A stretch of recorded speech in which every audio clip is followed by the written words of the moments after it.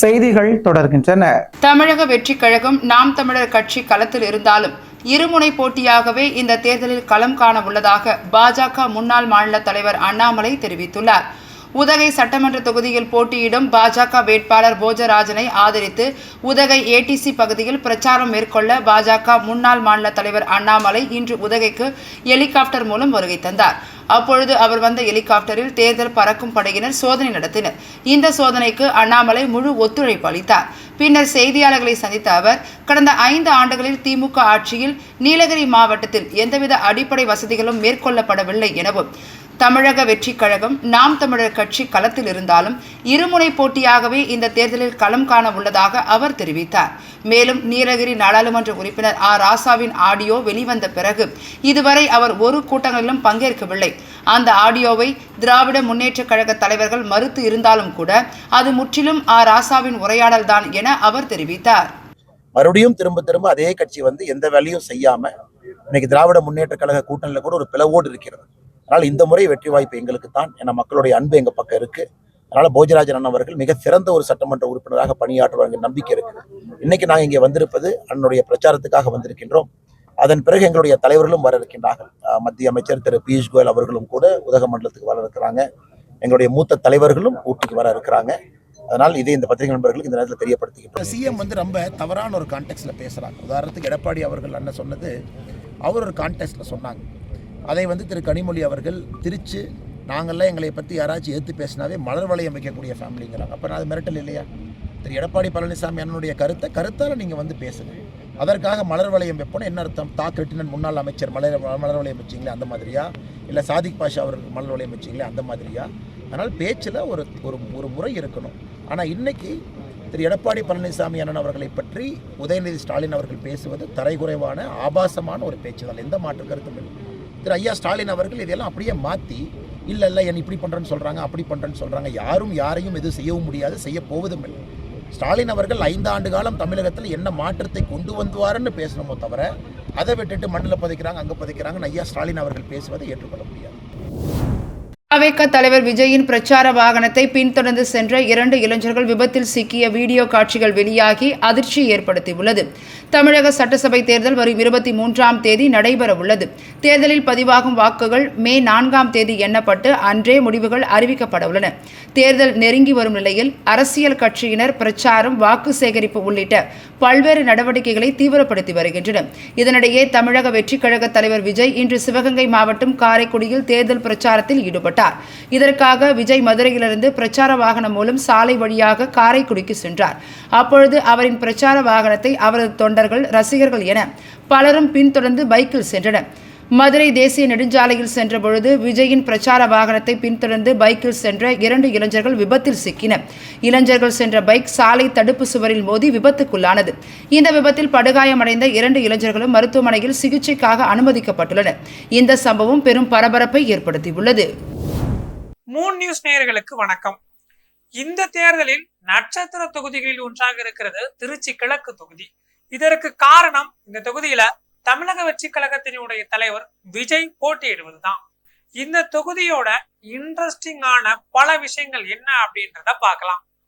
திருச்சி கிழக்கு தொகுதியில 2021 சட்டமன்ற தேர்தலின் போது சுமார் 2.55 லட்சம் வாக்காளர்கள் இருந்தனர்.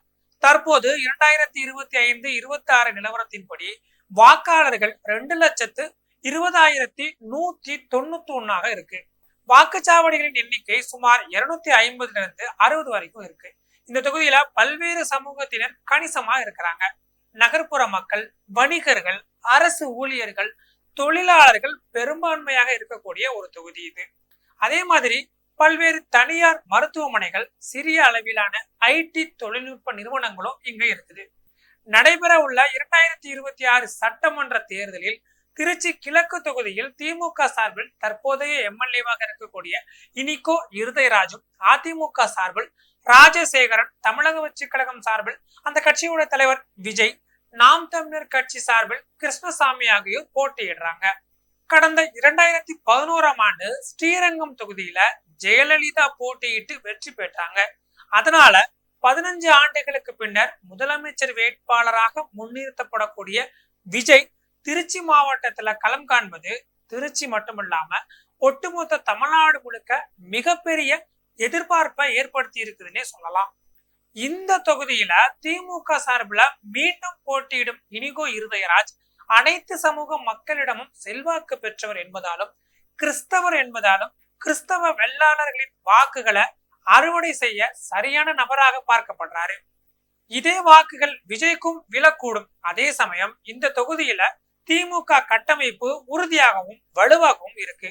மிகவும் எளிதா அணுகக்கூடிய ஒருவராகவும் எம்எல்ஏவா இருக்கக்கூடிய இனிகோ இருதயராஜ் பலம் வர்றாரு. தேர்தல் தேதி அறிவிக்கப்பட்டதிலிருந்து தொகுதி முழுக்க இனிகோ இருதயராஜ் பொதுமக்களை சந்திச்சு அவங்க கிட்ட சென்று நேரடியா ஆதரவும் திரட்டி வராரு. மாநிலம் தழுவிய அளவுல திமுகவிற்கு சாதகமாக இருக்கும் சிறுபான்மையின வாக்குகள் திருச்சி கிழக்கு தொகுதியிலும் கை கொடுக்கும் அப்படின்ற பேச்சும் அடிபடுது. இது தவிர இந்து சமூக மக்களின் வாக்கும் பெரும்பகுதி திமுகவுக்கு போறதுக்கான வாய்ப்பு இருப்பதாகவும் சொல்லப்படுது. திருச்சி மாவட்டத்தின் 2 அமைச்சர்கள், குறிப்பா KN நேரு, அன்பில் மகேஷ் இருவருமே இனிகோ இருதயராஜுக்காக தீவிரமா களத்துல இறங்கி பிரச்சாரத்துல ஈடுபட்டுக்கிட்டு வராங்க. அதிமுகவை எடுத்துக்கொண்டோம் அப்படின்னா இந்திரா கணேசன் கல்லூரியோட நிறுவனர் ராஜசேகரன் போட்டியிடுறாரு. இந்த தொகுதியில 2011, 2016 என தொடர்ந்து 2 முறை அதிமுக வெற்றி பெற்று வலுவான அடித்தளம் அமைந்திருக்கிற நம்பிக்கையில அதிமுகவினர் இருக்கிறாங்க. அதே மாதிரி இந்து சமூக மக்களுடைய வாக்கும் அதிமுகவிற்கு செல்லும் சொல்றாங்க. ஆனா பாஜக உடனான கூட்டணியால சிறுபான்மையின வாக்குகளை அறுவடை செய்வதில் மிகப்பெரிய சிக்கல் நிலவுவதாகவும் பார்க்கப்படுது. தாவேகாவை பொறுத்தவரை சிறுபான்மையினர், இளைஞர்கள், பெண்கள் என 3 விதமான பலமான அம்சங்கள் இருக்குது.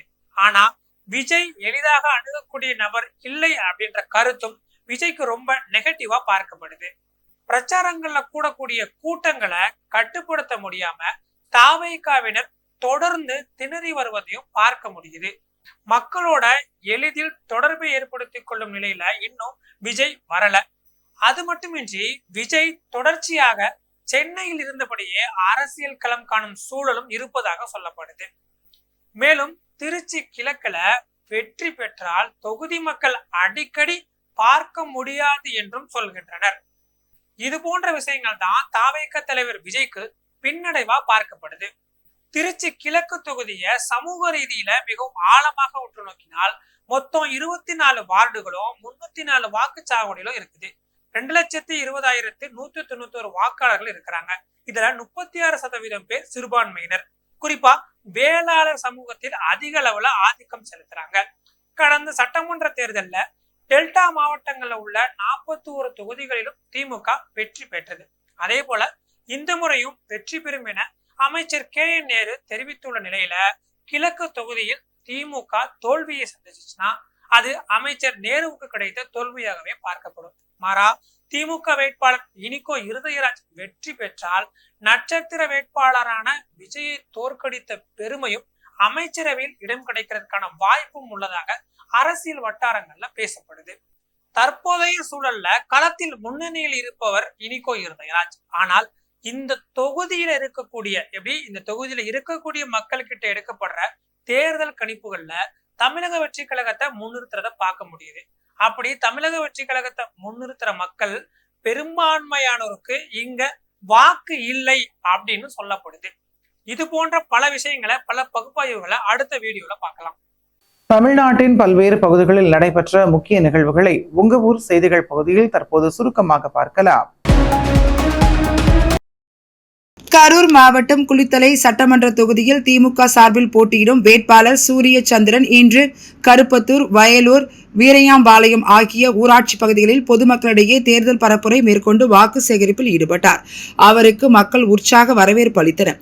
அப்பொழுது பேசிய அவர், கடந்த 2021 சட்டமன்ற தேர்தலில் அளித்த வாக்குறுதிகள் அனைத்தையும் தமிழ்நாடு முதலமைச்சர் மு.க. ஸ்டாலின் நிறைவேற்றியுள்ளதாகவும், மீண்டும் திராவிட மாடல் அரசு 2.0 அமையும் பொழுது ரூபாய் 8000 கூப்பன், மகளிர் உரிமை தொகை 2000 ரூபாய் உயர்த்தி தருதல், புதுமை பெண் திட்டத்தில் மாணவிகளுக்கு உதவித்தொகை 1500 உயர்த்தி தருதல் உள்ளிட்டவை நடைபெறும் எனவும், அதற்கு மக்கள் உதயசூரியன் சின்னத்திற்கு வாக்களிக்க வேண்டும் என கேட்டுக்கொண்டார்.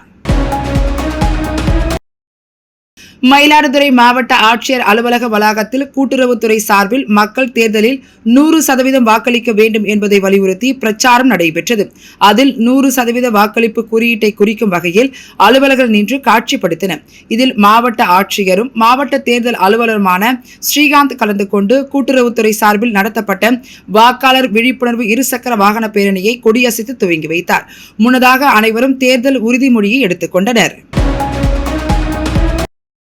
சட்டமன்ற தேர்தல் வாக்குப்பதிவு வரும் 23ஆம் தேதி நடைபெற உள்ள நிலையில் திருவாரூர் சட்டமன்ற வேட்பாளருமான பூண்டி கலைவாணனுக்கு ஆதரவாக திருவாரூர் நகர் பகுதியில் திமுக நகர செயலாளர் பிரகாஷ் தலைமையில் திமுக நகர பொருளாளர் ரஜினி சின்னா, மாவட்ட பிரதிநிதி அசோகன், வார்டு கவுன்சிலர் சிவக்குமார் உட்பட கூட்டணி கட்சியினர் வாக்கு சேகரிப்பில் ஈடுபட்டனர்.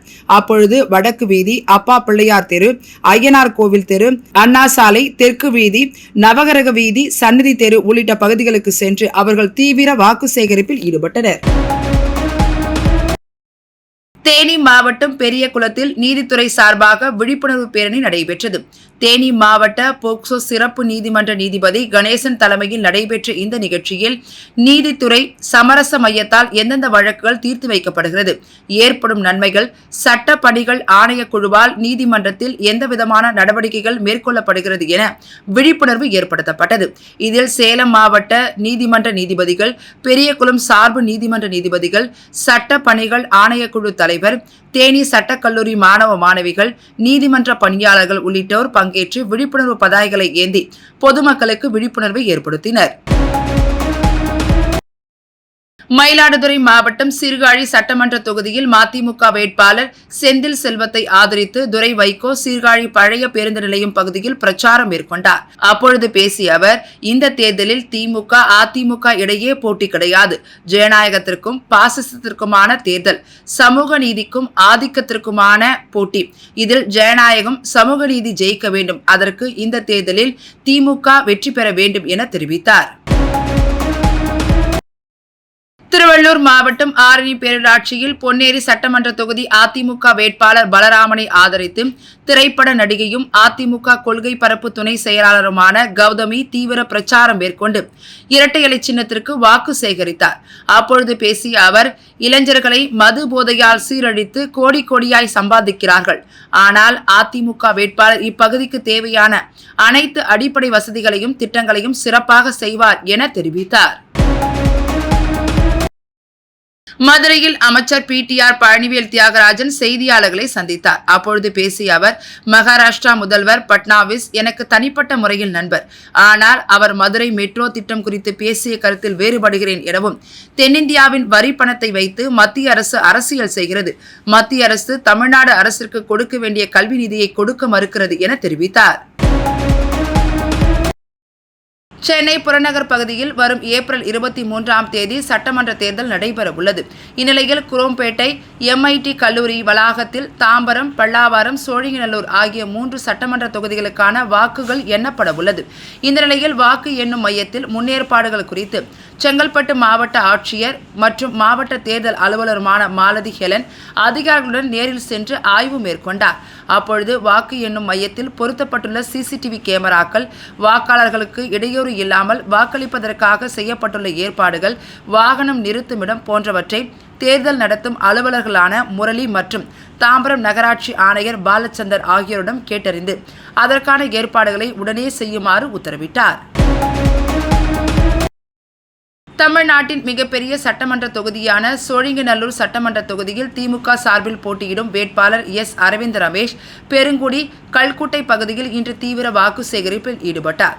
இந்நிலையில் திமுக நிர்வாகி பிரவீன் ஏற்பாட்டில் மறைந்த முன்னாள் முதல்வர்களான பேரறிஞர் அண்ணா, முத்தமிழறிஞர் கலைஞர் மற்றும் தற்போதைய முதலமைச்சர் MK ஸ்டாலின் ஆகிய 3 பேர் வேடமணிந்து வந்த தொண்டர்கள் வேட்பாளர் அரவிந்த் ரமேஷை ஆதரித்து தீவிர வாக்கு சேகரிப்பில் ஈடுபட்டனர். இதனைத் தொடர்ந்து பெருங்குடி கல்குட்டை பகுதியில் வாக்கு சேகரிப்பில் ஈடுபட்ட பொழுது திமுக நிர்வாகி ஒருவர் வேட்பாளர் அரவிந்த் ரமேஷ் அவர்களுக்கு ஆட்டுக்குட்டி ஒன்றை பரிசாக வழங்கி ஆள் உயர மாலை அணிவித்து உற்சாக வரவேற்பு அளித்தார்.